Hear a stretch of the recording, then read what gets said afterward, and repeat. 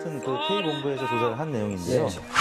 청주 방송총국에서 갤럽에 의뢰한 내용인데 아무튼 이 지역에서 문재인 후보가 37.4%를 기록해서 31%를 기록한 안철수 후보를 또 앞서기 시작했다. 그동안에 사실 이제 안희정 지사가 경선에서 낙마하면서 안희정 지사의 표가 안철수 후보한테 많이 이동하지 않았습니까? 그래서 충청 지역에서 안철수 후보의 지지율이 꽤 약진을 했었는데 최근 들어서는 이제 호남에 이어서 충청도까지 문재인 후보가 지금 약진을 하면서 대략 뭐 10%포인트 안팎 지금 문재인 후보가 안철수 후보를 앞서는 것으로 나타나고 있습니다. 저희 조사에서는 거의 동률로 나타났는데 이 충청 지역만 따로 해본 조사는 아무튼 좀 더 앞서 간다는 것이기 때문에 의미가 있다라고 봐야 되겠죠. 리얼미터에서 전체 조사 1000 정도의 샘플을 했을 때 충북 지역만 하게 되면 100보다 샘플을 대전, 충청, 세종을 다 합쳐서 이제 100명이기 때문에 그러니까 이제 충북만 하면 한 50명 정도.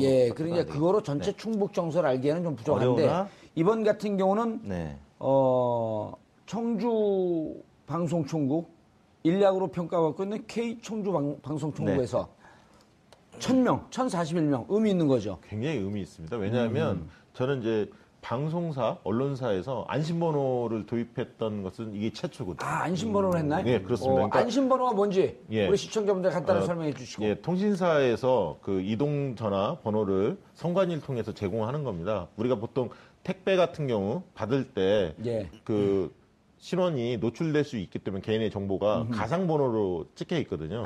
그래서 선관위를 통해서 이동통신사 받게 돼 있는데 그럼 충북 지역만 온전히 받게 되는 거죠. 그렇죠. 그래서 그게 83% 그리고 유선전화 RDD로 17%를 했다는 겁니다. 굉장히 해당 지역의 유무선을 적재적소에 좀 섞어서 한 건데요. 왜냐하면 그렇기 때문에 좀 신뢰도 높은 거 아닌가. 그래서 다른 지역들도 언론사들이 이렇게 안심번호를 신청해서 받아서 조사하는 것이 좀 더 오차를 줄일 수 있다. 그렇게 생각이 듭니다. 역대 선거에서 충북에서 이긴 사람들이 대통령을 다 거머쥐었습니다. 이게 굉장히 중요합니다. 자, 이렇게 사실 좀 근접해 가고 있는 게 저는 우리 유권자분들에게 의미를 좀 줄 것 같거든요.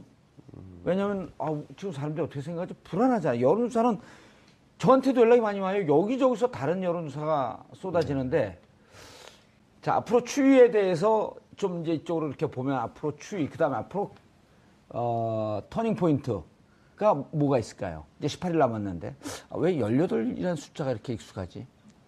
터닝 포인트라면 뭐 변수를 말씀하시는 거죠? 그렇죠.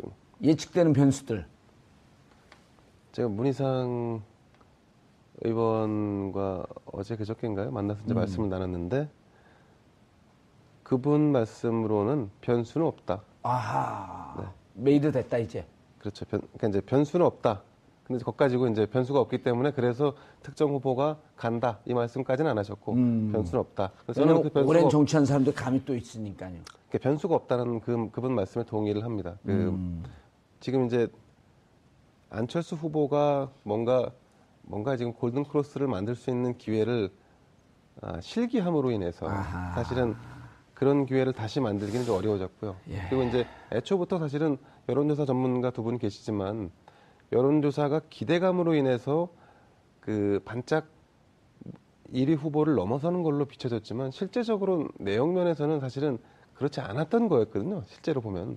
그러니까 검증이나 아니면 그 안철수 후보의 기세를 꺾기 위한 여러 가지 이제 뭐 정치적인 어떤 공격 포인트들이 있긴 했지만 실제적으로 보면 그거보다 더 중요한 것은 선거가 진행되면 본격적인 선거가 진행되면 아까 말씀하신 대로 조직이라든가 기존 그 정치권이 가지고 있는 그 힘이 그야말로 폭발하는 거잖아요. 근데 40석의 소수 정당이 가지고 있는 한계는 사실은 뭐 기존에 우리가 예상했던 대로 상대적으로 민주당에 밀리고 있는 상황이 이제 나타나고 있는 거고 유권자들도 가장 눈에 많이 띄는 사람, 눈에 많이 띄는 후보, 눈에 많이 띄는 정당을 선호하는 것이 점점 더 강해지는 거죠. 알겠습니다. 이택수 대표님, 자 안철수 후보가 본격 선거운동에 오면서 휘청휘청하게 되면서 치고 올라갈 그 모멘텀을 놓쳤단 말이에요. 자 그런데 가장 중요한 거는 40석이라고 하는 약체 정당이라고 하는 것도 있지만 어쨌든 시작점이 된 게 본인이 병설, 단설 유치원에 대한 본인의 발언, 네. 그다음에 본인의 검증 과정. 그럼 누구를 탓할 것도 없고 살아온 인생을 탓할 수밖에 없는 거거든요. 네. 앞으로 검증 국면에 가면서 만약에 또 다른 돌발 요소가 나온다고 한다면 네. 이미 문재인 후보 같은 경우는 5년 전에 아주 통렬한 검증 과정을 거쳤단 말이에요. 네. 안철수 후보에게 이런 검증하면서 또 악재가 나온다면 뭐 지금 대략 부동층이 이렇게 10% 물을 때는 이유가 있는 물음이거든요. 네네. 예. 10에서 15% 정도의 이제 부동층이 남아 있는데 예. 실적으로 이제 부동층 분석을 과거 5년 전에도 해봤을 때 어느 정도 마음에 이제 결정을 다 한 분들이 그 중에서도 또 다수거든요. 그러니까 부동층 10에서 15를 보면은 네. 한 3, 40%는 이미 결정했는데 아직 조금 마지막 점검을 하고 네, 있는 네. 중이고 나머지 분들은 좀 덜 결정하고 이렇게 네. 분화된다 이런 거죠. 네. 그렇기 때문에 이제 남아있는 변수들이 예. 이제 많지 않습니다. 방금 이제 김대영 기자님도 말씀하셨지만, 뭐 예를 들어 단일화 연대를 막판에 투표 이제 하기 전에 할 수도 있겠지만, 예. 만약에 보수 후보로 단일화되면 진보표가 빠져나가고 또 그 약간 중도 후보가 또 단일화 후보가 되면 보수 표심이 또 나갈 수도 있고 그렇기 때문에 안철수 후보가 얘기하는 사실상의 단일화로 지금 계속 갈 수밖에 없는 구조인데 과연 그게 가능하겠느냐라는 문제고요. 두 번째는 TV토론도 사실은 지난주에 한 조사에 따르면 TV토론 1차 TV토론을 보고 후보를 바꿨다는 게 2.6%밖에 안 나왔어요. 어허. 그렇기 때문에 이제 전통적으로 이제 강화 효과가 있었는데 이번 선거에서도 그런 것 같고요. 마지막으로 이제 말씀하셨던 이제 개인과 관련된 갑자기 드러나는 돌출적인 악재. 예. 저희가 뭐 사실 그저께만 해도 돼지발정제가 검색어에 오를 거라고는 아무도 예상 못했잖아요. 근데 이런 갑작스러운 키워드가 등장하면서 재밌어. 어느 후보건 직격탄을 맞을 수 있거든요. 예. 그런 변수가 오히려 조금 남아 있는 것 같고요. 문희상 의원이 얘기하셨던 것처럼 크게 뭐 판을 흔들 만한 변수는 실제 존재하지 않을 가능성이 높아 보입니다. 예. 그런데 그러면은 자 이제 전략이 필요하단 말이에요. 네. 안철수 후보 입장에서 네. 승부수를 띄워야 하지 않을까요? 그렇죠. 띄워야죠. 예. 제가 볼 때는 이제 구도 변수는 분명히 있습니다. 그게 아까 있던 보수 후보들하고 단일화. 물론 이제 아까 말씀하셨듯이 진보층 같은 게 빠져나가겠죠. 단일화 역풍이 있을 겁니다. 호남도 빠져나갈 거고. 그래서 1+1이 2가 되는 게 아니라 1.5 정도 되지만 어쨌든 플러스 효과가 좀 있다고 보여집니다. 그 부분이 하나가 있을 것 같고 두 번째 그것만 가지고는 안 된다. 그러면 결국 20대에서 반란이 일어난다. 저는 그렇게 봅니다. 그러니까 20대에서 지금 그 부동층이 거의 20% 가까이 높습니다. 20대가요? 그렇습니다. 60대하고 20대가 부동층이 제일 큰데 이 20대가 문재인 후보가 우세하거든요. 예. 이 부동층을 상당 부분 안철수 후보가 흡수를 만약에 한다면 아까 그 단일화와 20대를 끌어들일 수만 있다면 싸움이 될 수도 있습니다. 물론 저는 그거는 굉장히 희망사항이라고 보지만 쉽지는 않을 것 같지만 변수는 그런 부분이 아닌가. 그리고 이제 문재인 후보 측의 여러 악재들이 만약에 쏟아진다면 그 부분이 막판 변수가 될 수 있다고 보고 다만 지금 본다면 아까 충성도에서 악재가 있다는 거예요, 없다는 거예요?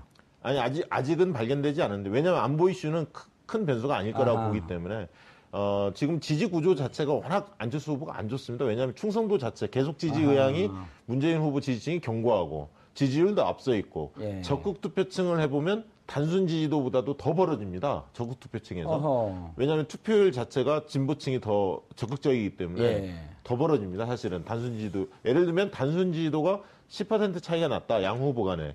적극 투표층을 보면 13, 14% 차이로 벌어지고 있거든요. 예. 그렇기 때문에 지금 뒤집기는 상당히 어려운 국면입니다만 그러나 앞으로 열흘간 다음 주말까지가 거의 여론이 결정되는 시기입니다. 다음 주말을 지나면 사전투표 기간으로 들어가고요. 실질적으로 바뀔 가능성이 거의 없습니다. 그래서 남은 시간 열흘간 어떤 변수들이 있느냐 예. 여기에 따라서 약간 달라지긴 하겠습니다만 큰 판세 변화는 없을 것 같다. 그냥 이런 생각을 한번 해봤는데요.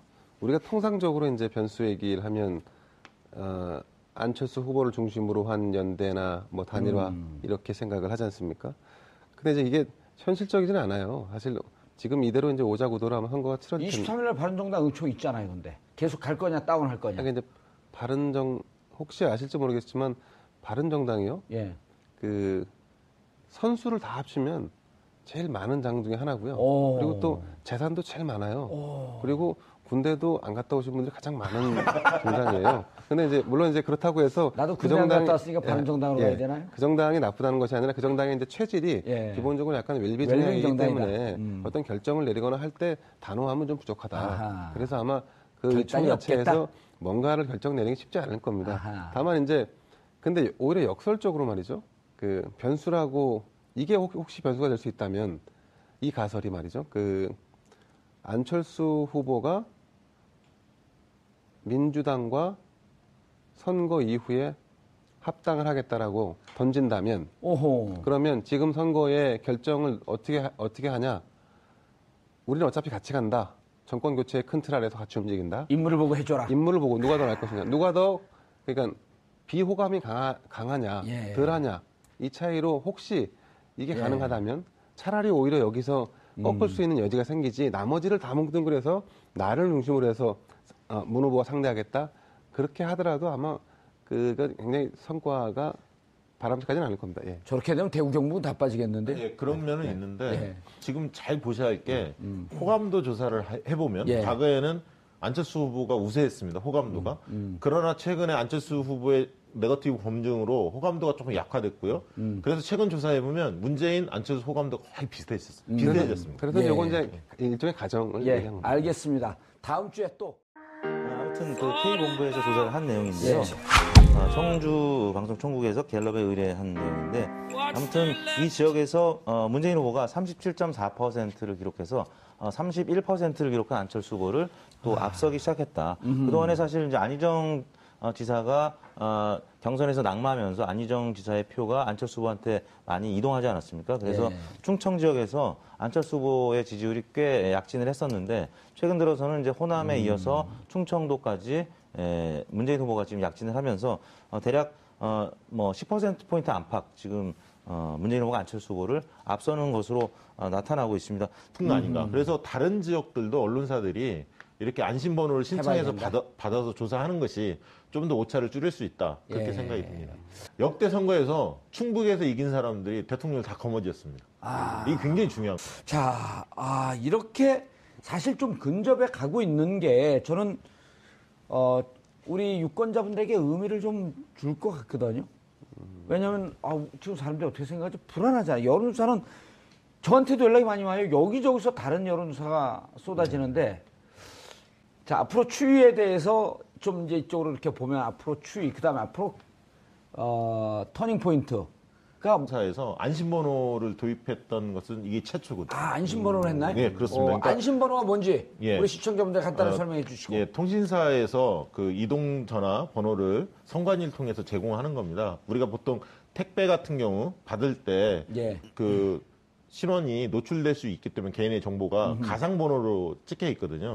그래서 선관위를 통해서 이동통신사 받게 돼 있는데 그럼 충북 지역만 온전히 받게 되는 그렇죠. 거죠. 그래서 그게 83% 그리고 유선전화 RDD로 17%를 했다는 겁니다. 예. 이거 굉장히 해당 지역의 유무선을 적재적소에 좀 섞어서 한 건데요. 왜냐하면 그렇기 때문에 좀 신뢰도 저희 조사에서는 거의 동률로 나타났는데 이 충청 지역만 따로 해본 조사는 아무튼 좀 더 앞서 간다는 것이기 때문에 예. 의미가 있다라고 봐야 되겠죠. 리얼미터에서 전체 조사 1000 정도의 샘플을 했을 때 충북 지역만 하게 되면 100보다 샘플을 대전, 충청, 세종을 다 합쳐서 이제 100명이기 때문에 그러니까 이제 충북만 하면 한 50명 정도. 예, 그러니까 그거로 전체 충북 정서를 알기에는 좀 부족한데 어려우나? 이번 같은 경우는 네.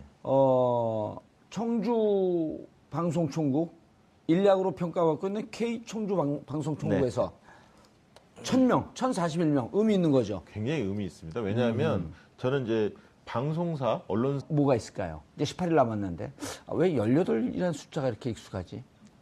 터닝 포인트라면 뭐 변수를 말씀하시는 그렇죠. 거겠죠. 예. 그 예측되는 변수들. 제가 문희상 의원과 어제 그저께인가요? 만나서 이제 말씀을 나눴는데 그분 말씀으로는 변수는 없다. 아하. 메이드 됐다 이제. 그렇죠. 그러니까 이제 변수는 없다. 근데 그것 가지고 이제 변수가 없기 때문에 그래서 특정 후보가 간다 이 말씀까지는 안 하셨고 변수는 없다. 그래서 저는 그 변수가 오랜 정치한 사람들 감이 또 있으니까요. 변수가 없다는 그분 말씀에 동의를 합니다. 지금 이제